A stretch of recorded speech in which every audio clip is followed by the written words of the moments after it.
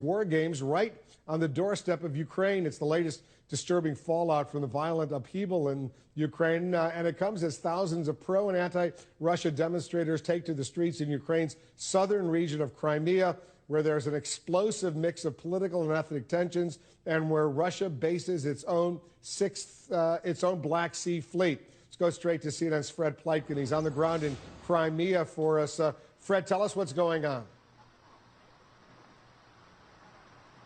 Hi, Wolf. Yeah, well, there's a big Russian population here in the Crimean Peninsula, and a lot of those Russians want Crimea to be part of Russia rather than be part of Ukraine. That's why you had this massive demonstration today where both of these sides faced off against each other, and I want you to take a look at what happened there.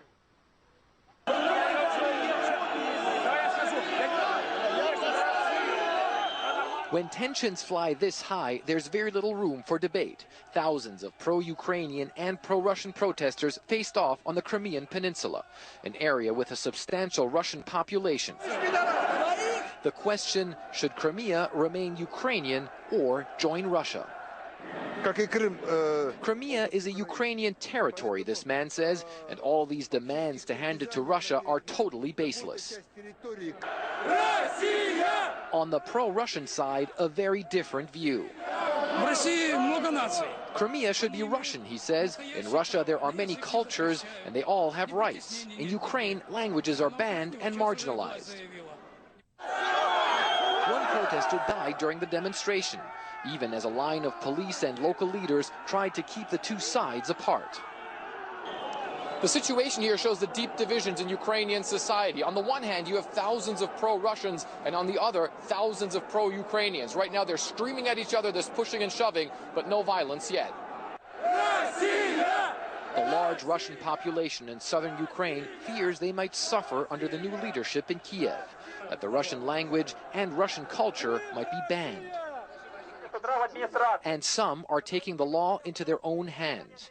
As we drove past the many Russian military bases near the garrison town of Sevastopol, we saw this: a pro-Russian militia manning checkpoints, together with local police who are clearly not loyal to the government in Kiev. The men had an armored vehicle. They didn't let us film. We took these pictures with our cell phones. The militia answers to this man, Alexei Chali, the new mayor of Sevastopol, elected Sunday in a vote the central government says was illegal. Many here hail him as a champion of Russian interests. Chali says his new force is an anti-terror unit. Because there is grave danger, we are founding an anti-terror center, he says, that will coordinate all of our security forces. Fear, uncertainty, and anger are driving many people in Ukraine out into the streets these days. They feel these are decisive times and might determine the future of their nation. As you can see, Wolf, a lot of fear, a lot of anger, and of course always the danger that all of this could get out of hand. And then, of course, there is that specter of perhaps Russia getting involved if things get worse here. Wolf? As you know, Fred, Ukrainian authorities have ordered the breakup of one of their elite security police forces accused of randomly shooting into crowds in Kiev. And we're now learning that many of these police units, they're moving into Crimea, where you are right now. How significant is that?